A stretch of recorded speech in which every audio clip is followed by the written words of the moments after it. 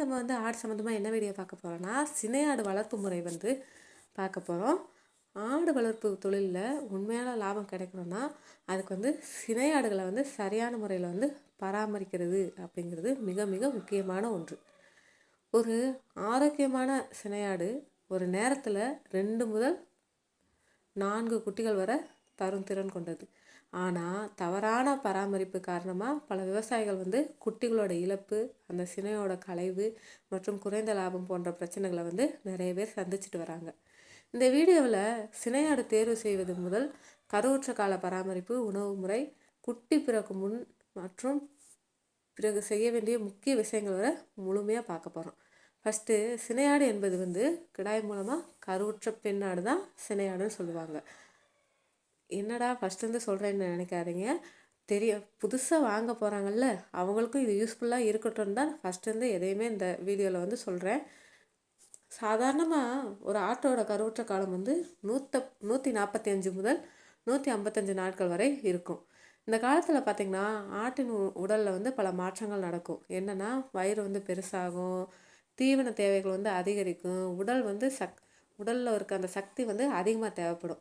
இந்த காலத்தில் சரியான பராமரிப்பு செய்தால் தான் ஆரோக்கியமான குட்டி, அதிக பால் உற்பத்தி, அப்புறம் மறுபடியும் அது வந்து செனை பிடிக்கிறதுக்கு திறன் வந்து கிடைக்கும். இதனால் என்னென்னா பல நன்மைகளும் நம்மளுக்கு லாபமும் கிடைக்க நிறைய வாய்ப்பு உள்ளது.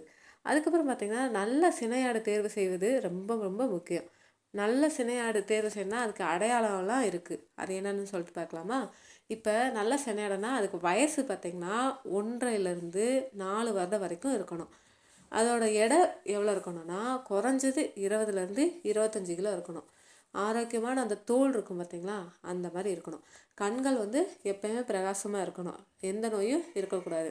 இதில் என்னென்னா, Tamil Nadu veterinary and animal sciences university அந்த பரிந்துரைப்படி ஆரோக்கியமான ஆடு மட்டும்தான் சினைக்கு வந்து பயன்படுத்த வேணும் அப்படி சொல்லியிருக்காங்க. பலவீனமான ஆடுனா அது வந்து குட்டி தராது. அந்த செனை பிடிக்கிறது வந்து களைஞ்சிக்கிட்டே போகும். அதே மாதிரி அப்படியே செனை பிடிச்சாலும் அது குட்டி இறக்குற அபாயம் வந்து கண்டிப்பாக வந்து இருக்கும். இப்போ செனை பிடிச்ச ஆட்டை வந்து எப்படி கண்டுபிடிக்கிறது அப்படி சொல்லிட்டு பார்க்கலாமா? அதோட அறிகுறி என்னென்னா, கிடாயை வந்து தேடாது, வயிறு மெதுவாக தான் பெருசாகும், உணவை வந்து அதிகமாக வந்து சாப்பிடும், அமைதியாக வந்து இருக்கும். இதுதான் செனை பிடிச்ச ஆட்டை வந்து கண்டுபிடிக்கிறது. 2 மாதம் கழிச்சு பார்த்திங்கன்னா வயிறு வந்து தெளிவாக நம்மளுக்கு பெருசானது வந்து தெரியும். இது என்னென்னா, நம்ம கால்நடை மருத்துவர் மூலம் ஸ்கேன் செய்து கூட உறுதிப்படுத்தலாம். யாருங்க ஸ்கேன்லாம் செய்கிற அப்படின்னு கூட நினைப்பாங்க. ரொம்ப நாள் வந்து வளர்க்குறவங்களுக்கு செனை பிடிச்சிச்சு அப்படின்னு சொல்லிட்டு நம்மளுக்கு நல்லாவே தெரியும். அதனால் வந்து முதல்ல அது கிடையாது, ஸ்கேன் எடுக்கணும் அந்த மாதிரிலாம். இப்போல்லாம் மனுஷங்களுக்கும் அப்படித்தானே இருக்குது. இப்போ சினையாட்டுக்கு வந்து முக்கியமானது வந்து என்னென்னா தீவனம் தான். என்னென்னா, ஃபஸ்ட்டு பசுந்தீவனத்தில் வந்து கம்பு, நேப்பியர், அகத்தி புல், அப்புறம் சுபா புல் அப்படிலாம் சொல்லல. இது ஒரு நாளைக்கு பசுந்தீவனம் பார்த்திங்கன்னா 3 to 5 கிலோ வரைக்கும் கொடுக்கலாம்.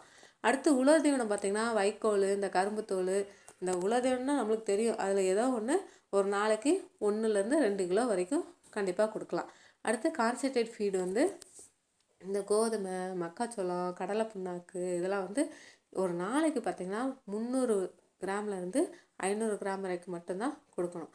இப்போ நேஷ்னல் டைரி டெவலப்மெண்ட் போர்டு அப்படின்னு ஒன்று இருக்குது. அவங்க என்ன சொல்கிறாங்கன்னா, கருவுற்ற ஆட்டுக்கு வந்து புரோட்டீன் நிறைந்த உணவு கொடுத்தா குட்டி வந்து ஆரோக்கியமாக இருக்கும் அப்படின்னு சொல்லிட்டு சொல்கிறாங்க.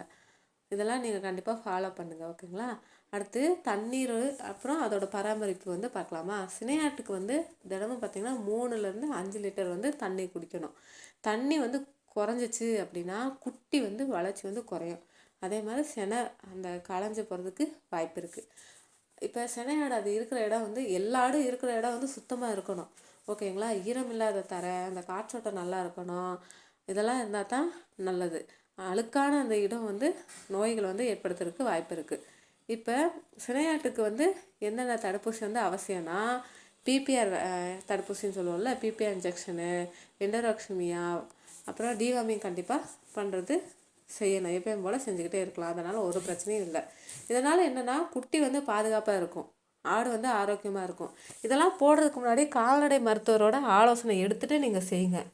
தெரியாதவங்க அப்படி செய்யுங்க. ஏற்கனவே நீங்கள் செஞ்சிட்ருக்கீங்க, ஒன்றும் பிரச்சனை கிடையாது. தெரியாதவங்க அப்படி இருந்தீங்கன்னா கால்நடை மருத்துவர்கிட்ட கேட்டு அவங்க ஆலோசனைப்படி நீங்கள் செய்கிறது ரொம்ப ரொம்ப நல்லது.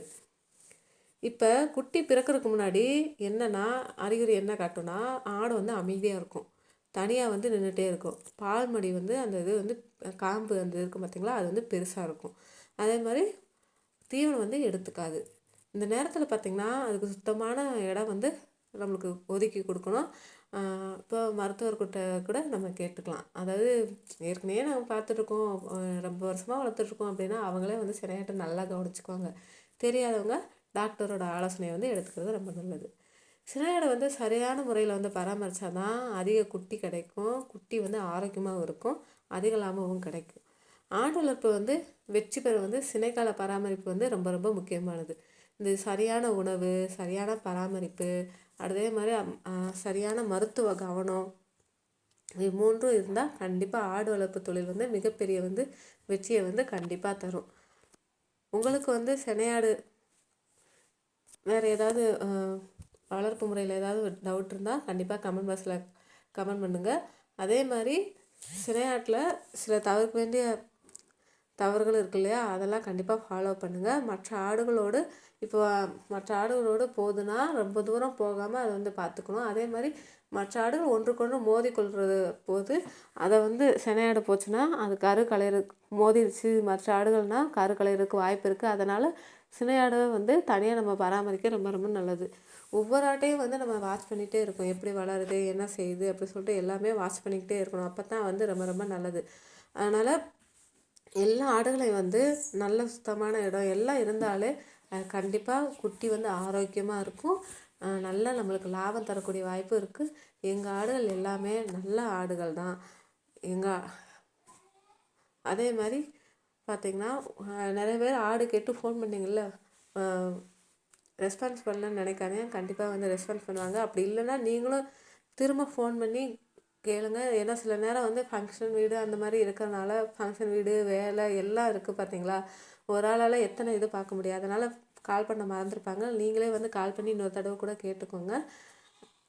அதே மாதிரி ஆடு வளர்ப்பு சம்மந்தமாக எந்த டவுட் இருந்தாலும் நான் பழைய வீடியோக்களில் வந்து எங்கள் நம்பரை வந்து கீழே டிஸ்கிரிப்ஷனில் வந்து கொடுத்துருக்கேன், அதுக்கு கால் பண்ணுங்கள். இல்லாட்டினா வாட்ஸ்அப் பண்ணி கூட உங்களுக்கு டவுட் இருந்தால் நீங்கள் வந்து அதை கேட்டுக்கோங்க. வேறு ஏதாவது வீடியோ போடணும், எனக்கு ஆடு வளர்ப்பில் வந்து இது சந்தேகமாக இருக்குது அப்படின்னு சொல்லிட்டு நீங்கள் நினச்சிருந்தாலும் அதே கமெண்ட் பாக்ஸில் கமெண்ட் பண்ணுங்கள். நான் கண்டிப்பாக அதுக்கான வீடியோவை ரெடி பண்ணி போடுறேன். ஏற்கனவே நிறைய பேர் கமெண்ட் பண்ணி இந்த வீடியோ போடுங்கன்னு சொல்லியிருந்தீங்க, அந்த வீடியோவை கூடிய சீக்கிரம் வந்து நான் ரெடி பண்ணி போடுறேன். ஓகேங்க, நாளைக்கு என்ன வீடியோ போடுன்னு சொல்லிட்டு நாளைக்கு பார்க்கலாம். இந்த வீடியோ பிடிச்சிருந்தால் கண்டிப்பாக லைக் பண்ணுங்கள், ஷேர் பண்ணுங்கள், சப்ஸ்கிரைப் பண்ணுங்கள் என் சேனலை மறக்காமல். நாளைக்கு ஒரு வீடியோவில் பார்க்கலாம்.